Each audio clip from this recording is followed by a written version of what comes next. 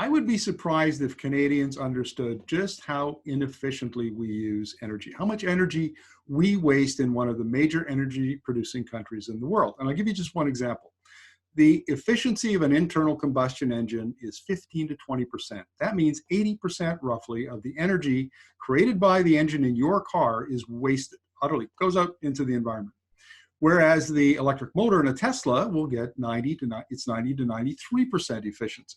And so the simple math is that if we use energy more efficiently, we just don't need as much of it. And especially that's important as we decarbonize and eliminate emissions. Now, Efficiency Canada has released a new report, a scorecard of the various provinces and where they sit on efficiency issues and policy. And we're going to be talking to Brendan Haley from Efficiency Canada about that. So welcome to the interview, Brendan. Very pleased to be here. Now, look, I gave a long-winded introduction, which I try to avoid, but in this particular case, I think it's important that Canadians understand, yeah, we're really bad at how we use energy. We waste so much of it in our homes in the wintertime and in big vehicles we drive and so on and so forth. So maybe before we start about, starting on the report, what are some of the ways, other than the ones I've talked about, where we really are bad at energy efficiency? Right. Well, I like to think of it more as it's actually a huge resource in Canada, right? I mean, the energy we save, some of the projections from the International Energy Agency said it could provide 40% of our energy needs in this country by 2050. And I would say that's even a conservative projection.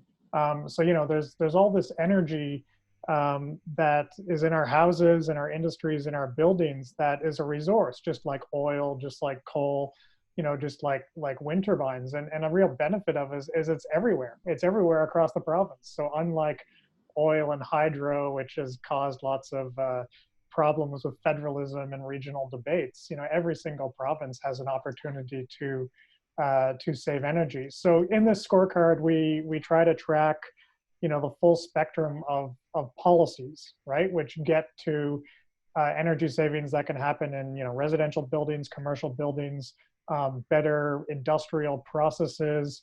It also includes transportation, so more use of electric vehicles, greater use of things like heat pumps in certain places. All those things we track, and we track it on a more global policy level. So we look at program budgets, program savings, financing, building codes, and things like that. So let's talk about where the provinces stack up. And BC is number one. I'm not surprised by that. I'm a little surprised, no, maybe not, that Saskatchewan is 10th and Alberta are 8th and Newfoundland is 9th. I mean, those are all oil and gas producing jurisdictions. So what can you tell us about that scorecard and who landed where? Right. So as you said, BC is first. A big reason for that is its building code policies. It's really led the country on moving us towards net zero energy ready buildings. So buildings that are so efficient, they can easily supply their own energy with renewables. BC also does very well with electric transportation. On the transportation side, maybe not surprising, Quebec is really in the lead. So things like their zero emission vehicle mandate, things like integrating electric vehicles into the building code, are areas where both Quebec and BC do well. On the program side, so this is more talking about incentive type programs that would be run by utilities. The winner this year is Prince Edward Island, and that is a huge, they just overtook Nova Scotia, which led in that area last year. And PEI actually is our most improved province this year. They've really ramped up their programs, and they've ramped them up in a way that's very inclusive. They're way ahead of other provinces in terms of investments in low-income energy efficiency and energy efficiency for Indigenous populations. What can the bad actors here be? I should point out that even though BC leads on the scorecard, it only got 58 out of 100. So it's not like we're world beaters in this. So one can only imagine how bad the bad provinces are. And that would seem to be the low-hanging fruit if we were going to really make gains in energy efficiency. What can provinces like Alberta, Saskatchewan, and Newfoundland do to improve their score? Right. Well, all Alberta and Saskatchewan in particular, they have not integrated energy savings into their planning of their electricity or their natural gas systems, right? So in provinces like Nova Scotia or BC, before they consider building a new power plant, they often have to consider energy savings as an alternative to that. Now, Site C in BC got built because they actually took it out of that rule. So that's a bad exception, perhaps.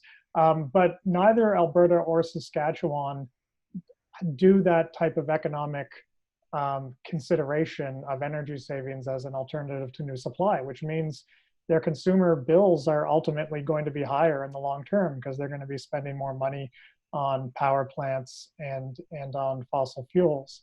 Newfoundland and Labrador is a similar situation where they just dammed a new river, which has gone well over budget. And unfortunately, energy efficiency was not considered as a realistic alternative to that mega project. Last question, Brendan, and that is, what role does the federal government have to play here? Because, give Ottawa its due. The Trudeau government has brought in a fairly comprehensive suite of climate policies and is committed to Canada being net zero by 2050. We'll see if, how firm they are about that. But what can the federal government do to, maybe prod some of these recalcitrant provinces along to do better? Yeah, we think that the federal government, especially this year, has a huge role to play because energy efficiency has really become top of mind when we talk about recovery from COVID-19. And that's because energy efficiency creates lots of jobs, it creates spending in the local economy, it actually helps deal with some pandemic concerns because we're all living in our homes and recognize that they could be uncomfortable, too cold in the winter, too hot in the summer. So energy efficiency can provide immediate stimulus by just ramping up the existing portfolio of programs that do exist in every single province. Some of them are higher or lower, but every province does have some type of administrator. Another one is providing the long-term financier, providing that patient capital for deep energy retrofits that might, take 30 years or so to finance. And we're enthused that the Canada Infrastructure Bank is taking on buildings as a component of infrastructure, just like we used to think about roads and transmission lines. A national zero emission vehicle mandate. BC and Quebec are the only provinces that we find are anywhere near meeting these goals we have for electric vehicles. And it's because they have that mandate that requires manufacturers to sell a certain percentage. So let's make that policy national. The other big thing coming up now is the federal government has building codes they're going to release this year. And those building codes will take us to this net zero standard. And the federal government, if it wants the provinces to adopt that building code, they can provide support right now in terms of training, stakeholder outreach, helping with compliance. Those are all things that the federal government can do right now. And we think that given the federal government has more fiscal firing power than the provinces, they've got a real role to play this year. During the campaign, the Prime Minister promised that I forget the timeline, it was probably 2030, that 1.5 million Canadian homes would be retrofitted to be more energy efficient. And it seems like if there was ever a time to spend federal money to achieve that goal and put people back to work, now would be the time. Is that one of the messages that you're sending to the federal government when you get the opportunity? Yeah, for sure. I mean, in the scorecard, I think shows how integral the provinces are to helping them meet those types of goals, right? And to meet that goal, we really need to train a lot more people, and we can train those people right now. Even if provinces are under physical distancing, there's online training opportunities that can occur right now. Working with the provinces to ramp up their existing programs, right? Using Canada Infrastructure Bank and other entities to finance those retrofits. A big focus really needs to also be placed on low-income energy efficiency because there's big stimulus benefits to that. When we know that when low-income people, get more money in their pockets, they spend that money.